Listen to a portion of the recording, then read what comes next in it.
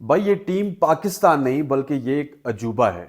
एक ऐसा अजीबो गरीब अजूबा है जो कि हारता है तब भी हेडलाइंस बनाता है और जीतता है तो फिर तो सुपर हेडलाइंस बनाता है। आप ये 5 दिन का टेस्ट मैच देख लीजिए। इस टेस्ट मैच में हर दिन हेडलाइंस बनी। अगर पहले दिन की बात करें तो पाकिस्तान के लंच से पहले 3 विकेट उन्होंने हेडलाइंस बनाई। उसके बाद साउथ अफ्रीका का वो बारी बरकम स्टैंड उन्होंने हेडलाइन बनाई कि पाकिस्तान के खिलाफ उन्होंने इतना जबरदस्त स्टैंड बनाया है। 3 विकेट्स पाकिस्तान ने ले लिए थे, पता नहीं पाकिस्तान को क्या हो गया, एकदम से ही वो जो स्ट्रिप थी वो बैटिंग स्ट्रिप बन गई। उसके बाद रिकल्टन की डबल सेंचुरी, फिर बोमा की सेंचुरी, फिर साउथ अफ्रीका के 600 प्लस रन्स, वो भी एक हेडलाइंस थी। लेकिन उसके बाद सबसे बड़ी हेडलाइन ये थी कि पाकिस्तान की सारी टीम 194 रन पे आउट हो गई। इससे बड़ी हेडलाइन कोई नहीं थी। और उस दिन 3 खिलाड़ी आउट थे, फिर अगले दिन 194 में सारे आउट हो गए। और फिर उससे भी बड़ी हेडलाइन ये थी कि पाकिस्तान का जो ओपनिंग स्टैंड था 200 रन से जायद का, बाबर आजम और शान मसूद का, वो सिर्फ पाकिस्तान का नहीं बल्कि पूरे एशिया का सबसे बड़ा ओपनिंग स्टैंड था। इससे पहले इतने बड़े लेवल पे शराकतदारी हमें देखने को नहीं मिली साउथ अफ्रीका में। So that is Pakistan cricket for you. अब हमारे जैसे लोगों के लिए भी बहुत मुश्किल होता है कि इसको किस तरह से आप समराइज करेंगे, इसको किसके ऊपर तनकीद के निश्तर आप बहाएंगे, किसकी तारीफ करेंगे, क्या कुछ होगा। यह है टीम पाकिस्तान और यह पूरी दुनिया को हैरान करती है। ये जब जब कुछ करती है तो पूरी दुनिया हैरान होती है, जब कुछ नहीं करती तो सारी दुनिया सोचती है खत्म हो गई। खवातीन उज़ाद, आज के वीलॉग के साथ मैं हूं हसैन लियाकत और news from the centre is that Pakistan Cape Town test match भी हार चुके हैं। हमारे चैनल को सब्सक्राइब जरूर कीजिएगा। एक और व्हाइट वॉच का सामना करना पड़ा है पाकिस्तान क्रिकेट टीम को और शान मसूद की कप्तानी में। तकरीबन हम 10 मैचेस खेल चुके हैं, 10 में से सिर्फ 2 मैचेस हमने जीते, 8 मैचेस हमने हारे। और यूं इस मैच में शान मसूद की मेहनत को भी आपके बल्लेबाजों ने जाया कर दिया। पहली इनिंग्स में क्या हुआ, दूसरी इनिंग्स में क्या हुआ, उसके ऊपर मैं डिबेट नहीं करूंगा, उसके ऊपर मैं बोल चुका हूं। लेकिन इस इनिंग्स में जो रेजिलियंस का मुजाहरा शान मसूद ने दिखाया, जिस रेजिलियंस का मुजाहरा बाबर आजम ने दिखाया, लिटरली पहली दफा बाबर आजम के आउट होने पे दुख हुआ। जितना जबरदस्त वो खेल रहे थे और सीए का बल्ला कहीं ना कहीं पे बाबर आजम को रास आ रहा था। उसके साथ जो ओपनिंग स्टैंड था शान मसूद का, और शान मसूद के 145 रन पे रोड डिसीजन, जिसके ऊपर शान तो अभी तक चौंक रहे होंगे, लेकिन पूरी दुनिया ने देखा कि वो कहीं ना कहीं पे अंपायर का जो डिसीजन था वो सही साबित हुआ। और वो उसके बाद आपने तमाम तर 3 इंपैक्ट्स भी देखे कि विकेट पे बॉल हिट कर रहा है। लेकिन उसके बाद हुआ यह कि शान मसूद की जितनी भी मेहनत थी वो पाकिस्तान के बाकी बल्लेबाजों ने जाया की। बाबर आजम की जितनी भी मेहनत थी वो पाकिस्तान के बाकी बल्लेबाजों ने जाया की। और एक और बड़ा फैक्ट आपको बता चलूं, पाकिस्तान का कोई भी बल्लेबाज फेल नहीं हुआ। You name it. I am starting from Kamran Ghulam. Kamran Ghulam को स्टार्ट मिला, अच्छे लग रहे थे, साउंड लग रहे थे, उसके बाद कामरान गुलाम आउट हो गए। सऊद शकील एक ऐसे बल्लेबाज थे जो आए, उन्होंने हेडलाइंस बनाई, उनको भी बहुत ही प्रेस किया जाता है पाकिस्तान में, बहुत ही प्रेस किया जाता है पूरी दुनिया में। लेकिन वो जो ही उनको स्टार्ट मिला, स्टैब्लिश नजर आए, वहीं पे विकेट दी और चल दिए।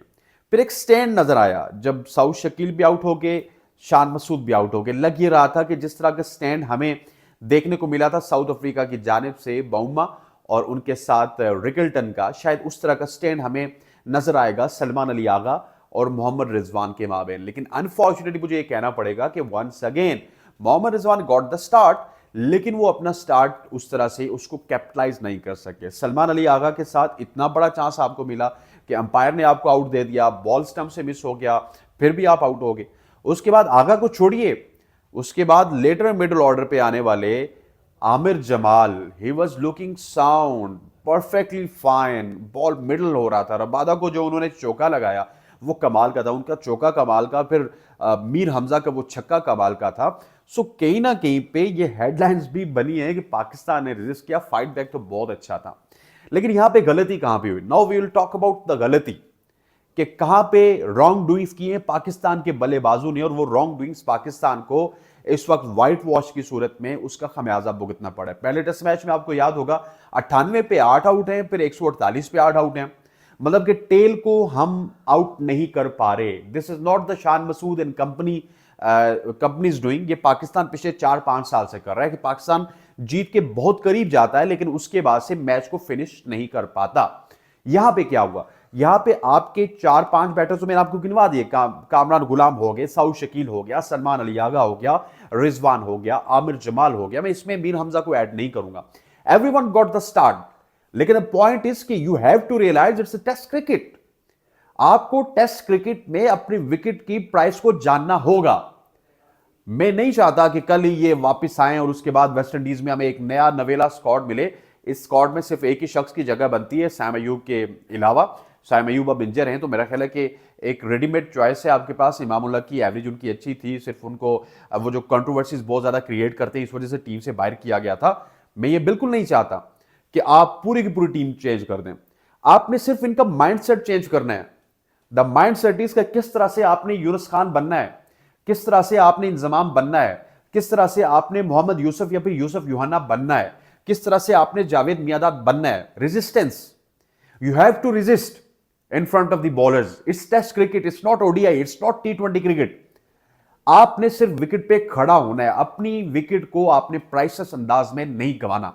यह गलती हुई पाकिस्तान से। पाकिस्तान से दो गलतियां हो रही हैं, ये पिछले 4-5 साल से हो रही हैं। प्रिसाइसली अगर 3 साल की बात करें वो तो हो रही है। जिससे पहले मैंने आपको बताया टेल को किस तरह से आपने आउट करना है, ये आपको ऑस्ट्रेलिया से सीखना होगा। ये आपको आज के मैच में साउथ अफ्रीका से सीखना होगा कि किस तरह से स्पिनर लगाए जाते हैं, किस तरह से आपके ऑफ स्टंप को, आपके लेग स्टंप को, हर जगह को घेरा जाता है। तकरीबन 6-7 प्लेयर्स आपके इर्द गिर्द पेट्रोल कर रहे होते हैं क्योंकि you are a tail ender. Tail ender फिर क्या करता है, फिर आपके ऊपर चढ़ के आता है, वहीं पे वो गलती करता है। आपने 20-25 रन दे देने लेकिन उससे वो गलती करवानी है। आप करते ये है कि आप टेल एंडर को भी उसी तरह की बॉलिंग करते हैं जिस तरह से आप टॉप ऑर्डर के बल्लेबाजों को बॉलिंग करते हैं, लाइक 98 फॉर 8 एंड 148 फॉर 8। यहां पे गलती होती है। दूसरी गलती पाकिस्तान के बल्लेबाजों से यहां पे होता है, आज मेरा बिल्कुल चढ़ाई का मूड नहीं है, कि आपको अपनी विकेट का ख्याल रखना होगा। आपने जब 30-40 रन टेस्ट क्रिकेट में बना लिए तो इट्स मींस कि आप 60-70 बॉल खेल चुके हैं। तो 60-70 बॉल खेलने का मतलब यह है कि बॉल आपको फुटबॉल की तरह नजर आ रहा है। जब बॉल आपको फुटबॉल की तरह नजर आ रहा है तो आपने उस 40 को 100 में कन्वर्ट करना है, उस 100 को 150 में कन्वर्ट करना है, तब जाके आप कंपेटिटिव क्रिकेट में रेलिवेंट हो सकते हैं। Right now we are relevant because of this drama, because of this fight कि हम हेडलाइंस बनाते हैं, हम पूरी दुनिया को चौंका देते हैं कि एक इनिंग्स में हम 194 पे ऑल आउट हो गए, दूसरी इनिंग्स में हम 200 पे कोई आउट नहीं है। लेकिन कंसिस्टेंसी तब आएगी जब आपके, मैंने की चाहता कि रोज आपको सऊद शकील की जानिब से सेंचुरी मिले, बाबर आजम की जानिब से सेंचुरी मिले, कामरान गुलाम की जानिब से, रिजवान की जानिब से, या फिर सलमान अली आगा की जानिब से। एटलीस्ट 2 और 3 out of 5 have to prevail some sort of sanity. आप जब तक सैनिटी प्रिवेल नहीं करेंगे, आप जब तक बड़ी इनिंग्स नहीं खेलेंगे, आप कंपेटिटिव क्रिकेट में उस तरह से रेलिवेंट नहीं हो सकते जिस तरह से दूसरी टीम्स रेलिवेंट हैं।